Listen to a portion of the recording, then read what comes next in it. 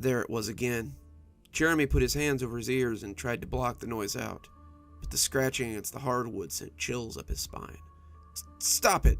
Stop it right now! Jeremy clapped his hands over his mouth, terrified at what he had just done. The scratching under his bed had been happening for 3 weeks. The scratching, the weird noises, and sometimes he thought he heard whispers and whimpers amongst the odd sounds. His parents had said, "Oh, you're just dreaming," or "It's just the house settling." But Jeremy knew that it was something. There was something under there. He knew it in that way that children always know. The scratching stopped, and he lay there, silently shivering with the covers pulled up to his chin. He had done it now. Now it would slink out from under his bed and eat him up. It would come towering out from under the bed and hurt him with its long claws, or... "Who's there?" said a small voice that was trying to be brave. Jeremy jumped. That had been a child's voice. The thing under his bed had spoken, and it was a kid, like him. He peeked over the edge of the bed, expecting yellow eyes or a mouthful of pointy teeth, but no one peeked out from under his bed. After a few seconds of heavy silence, Jeremy decided to be brave for a little while longer. I'm Jeremy Bird. Why have you been under my bed all these nights making noise?" "Me? You're the terrifying thing that's been making noise under my bed this whole time," said the voice. To Jeremy, it sounded terrified. "No, I haven't," Jeremy said, and he laughed at the absurdity. "Oh, yes, you have. You growl and roar deep in the night. I've heard you," said the monster, who was blustering with angry terror. Jeremy thought for a moment. Does it sound like this? He pretended to snore. He'd gotten pretty good at it. If he wanted to trick his parents, they could stay up a little later. The monster quailed in terror. "Oh no, I'm sorry. I shouldn't have." "Shh, that's the noise I make when I sleep, silly," Jeremy said with a laugh.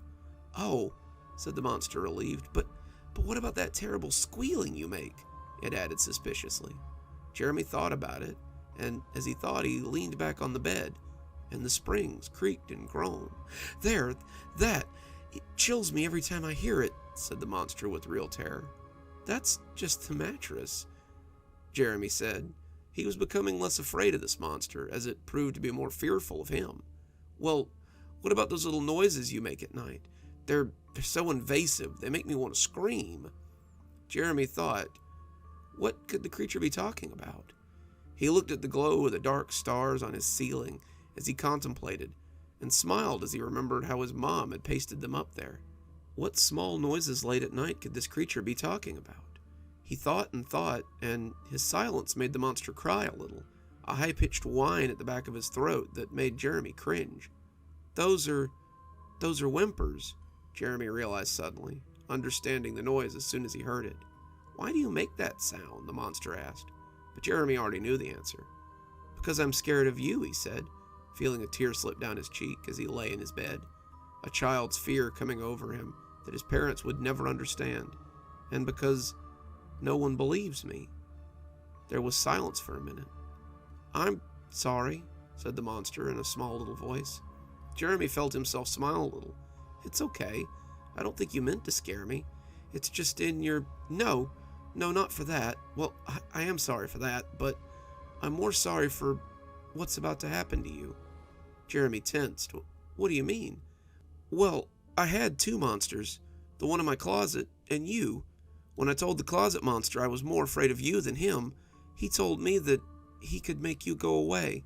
He told me that if I distracted you, he'd catch you off guard and make sure you never scared me again." Jeremy was silent. "I'm sorry. Please, won't you forgive me?" Jeremy didn't answer. "Hello? Are you still there? Please don't be mad at me. I'm sorry." But Jeremy would never answer. The only sound to be heard was the soft drip on the floor and the closet door scratching as it was pulled shut from the inside. Good evening, everyone. It's me, Dr. Plague. Thank you so much for joining me for tonight's story.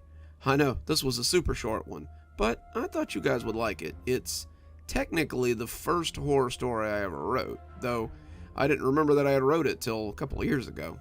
It's funny sometimes the things you'll find packed away in an old thumb drive when you go looking. Let's go ahead and thank our sponsors before we leave. Thanks to Leslie Lou Riddle and Janet for being our Spooky Skeleton tier contributors. Thanks to Zeronin for being our Ghost Reader tier contributor. And thanks to Glen Jenkins for being our Ghost Rider tier contributor. Thanks, guys. We just couldn't do it without you. If you too would like to support the show, come on down to Patreon.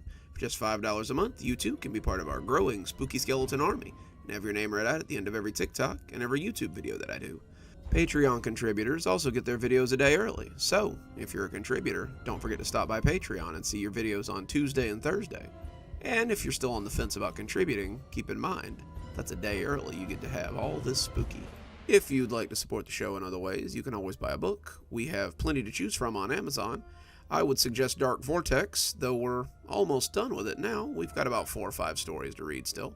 Or maybe Dark Journeys, which will be where we'll be traveling to next. And as always, thanks for stopping by. Dr. Plague, signing off.